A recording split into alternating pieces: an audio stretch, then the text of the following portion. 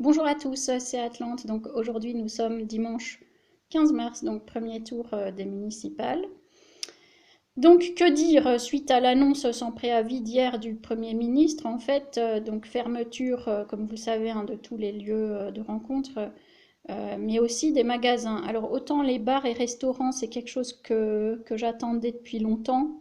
Aussi les médiathèques, les piscines, ça je comprenais pas trop pourquoi c'était encore ouvert. Autant fermer les fleuristes, les petits commerces, là, je vois pas trop parce que bon, bah, le fleuriste, il a ou même l'opticien, bon, il a 3 personnes par jour. Bon, le fleuriste, bon, je comprends pas. Le boulanger, lui, il a le droit, alors que bon, il peut postillonner sur ses baguettes. Bon, je sais pas trop.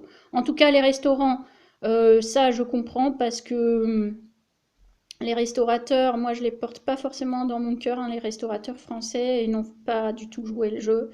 D'ailleurs, ils n'ont même pas à aucun moment, comment dire, rassuré leur clientèle sur d'éventuelles mesures d'hygiène renforcées alors que bon, tout le monde savait qu'il y avait cette épidémie. Donc moi perso, j'y vais plus depuis longtemps hein, au restaurant, depuis 2 semaines au moins. J'y allais le midi avec mes collègues, par exemple. J'y vais plus hein, depuis 2, 3 semaines. Hein. Donc oui, c'était venez manger chez nous, etc. Puis vous avez le serveur qui vous postillonne sur l'assiette quand il vous la sert. Vous avez des verres pas très bien propres ou je ne sais quoi. Et puis vous chopez le corona. Enfin, je veux dire, il y avait un truc absurde là-dedans, dans les bars aussi, tout le monde se postillonne dessus et tout. Enfin, il était grand temps de fermer ces trucs. Hein. Bon, donc ça, enfin, voilà. Par contre, comme dit le reste, je sais pas. Du coup, ça fait des centaines de milliers de Français qui vont goûter aux joies du vivre ensemble avec leurs proches. Donc, mari, enfants, femmes, sous le même toit, et ce pendant plusieurs semaines. Je nous souhaite bien du plaisir. Donc, aimez-vous les uns les autres et puis soyez patients. Et puis, parce que ça va être dur, hein, surtout que les magasins sont fermés, tous les lieux de loisirs sont fermés. Donc, avec les gosses, ça, ça va être folklore. Hein. Je sens que les DVD vont tourner à fond. Bon, en tout cas, bon, ça ne fait que commencer. Hein. Aujourd'hui, on a vu, on est dimanche.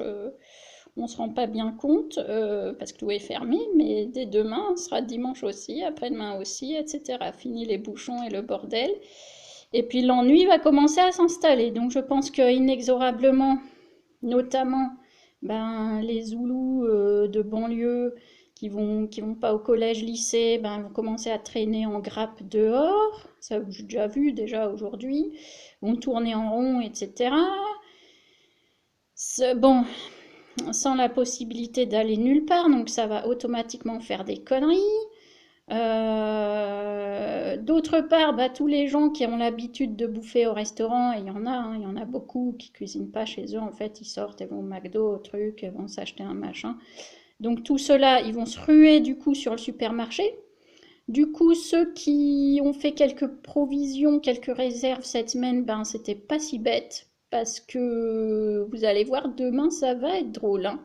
La ruée dans les supermarchés demain, ça va être pas mal. Hein. Enfin, le chiffre d'affaires des supermarchés va être top. Hein. Parce que bon, forcément, hein, ce qui va pas au resto va au supermarché. Donc là-dessus, tip top. Donc, que dire de plus? Oui, donc comme il va y avoir à un moment ou à un autre du bordel, hein, autant le dire, l'impact psychosocial hein, en fait de cette mise en confinement individuelle et donc collective, c'est pas rien. Hein.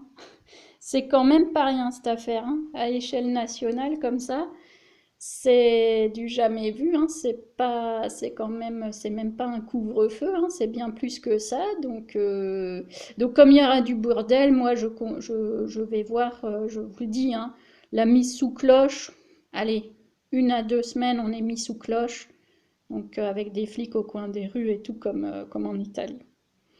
Ensuite, on va voir si la stratégie de mise en confinement cette fois-ci, elle va permettre de faire baisser un peu, enfin de faire stabiliser la courbe exponentielle des cas graves, puisqu'en fait c'est ça qui a alerté Macron et Édouard Philippe, en fait, hein, c'est qu'ils se sont rendus compte que le coronavirus, c'est pas la grippe, c'est un truc, c'est une saloperie grave. Les 15% qui ont la complication de syndrome respiratoire, en fait, hein, équivalence RAS, en fait, ils sont sous assistance respiratoire et puis ils y passent.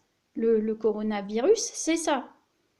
Donc quand ils ont vu que finalement c'était pas que les vieux à problème qui crevaient de cette saloperie, ils se sont dit tiens on va peut-être faire quelque chose. Bon, donc moi j'attends de voir là qu'ils se mettent à mettre un peu de désinfectant et puis enfin à faire venir les masques. J'attends ça. Voilà. Donc en attendant, bon, comme dit, chacun prend soin de soi hein, et des siens. On verra les conséquences. Je sais pas s'il y en aura. En tout cas, c'est vrai que ça ressemble quand même à un test à grande échelle. Hein. Cette histoire, c'est quand même du jamais vu. On va voir les réactions et puis les conséquences, politiques. Après, je sais pas du tout. Je sais pas du tout ce que ça peut donner tout ça. Bon, donc de toute façon, on aura le temps d'en reparler. Soit ça peut, il y a deux types de réactions selon moi. Soit ça met les Français complètement en état de choc là et puis ils deviennent plus malléables que jamais. Hein, stratégie du choc, voilà.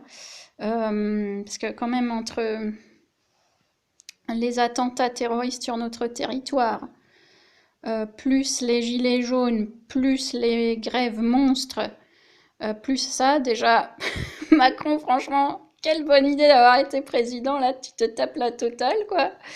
Mais pour les Français, c'est quand même...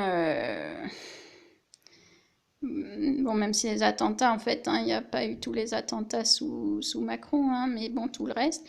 En tout cas, les Français, comment dire, ouais, soit ils vont être en état quand même de choc, de léthargie, de trauma, quoi, hein, collectif, soit vraiment, il va y avoir une grosse rébellion. Là, alors là, il faut pas hésiter, il faut suivre les voies de l'Angleterre, là. Hein. Parce que seul un vrai renouveau ne peut que passer par cette étape-là, hein, donc de reprise de notre liberté. Voilà. D'ailleurs, on le voit, le coronavirus, en fait, a replacé les frontières là où elles étaient. Tout simplement, hein. Les frontières sont pas là pour rien. Et une politique s'exerce sur un territoire donné, hein, c'est pas du tout et du n'importe quoi, n'importe où. Les choses ne sont pas évanescentes, volatiles. Les peuples ils ont une nationalité, ils sont sur leur territoire. La politique s'exerce pour eux et sur ce territoire. Et donc, on le voit là avec cette pandémie, le retour des frontières, le retour des nations. Il est quand même flagrant, on voit que c'est quand ça va mal qu'on voit qui est là. Et on voit bien que c'est les gouvernements nationaux qui sont là et pas les gouvernements supranationaux. Donc, il faut rester juste pragmatique, voir les choses telles qu'elles sont.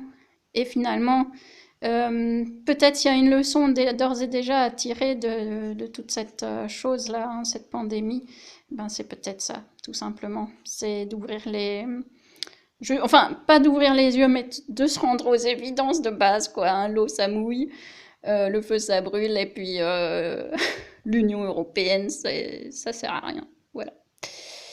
Allez, à bientôt, et donc je pense qu'on va passer... On va voir les chiffres tout à l'heure. Je pense demain, on sera à 6-7 000 et on va grimper, là, on va être à 12 000, 15 000, 20 000 d'ici une semaine, 10 jours. Hein. Voilà, donc portez-vous bien.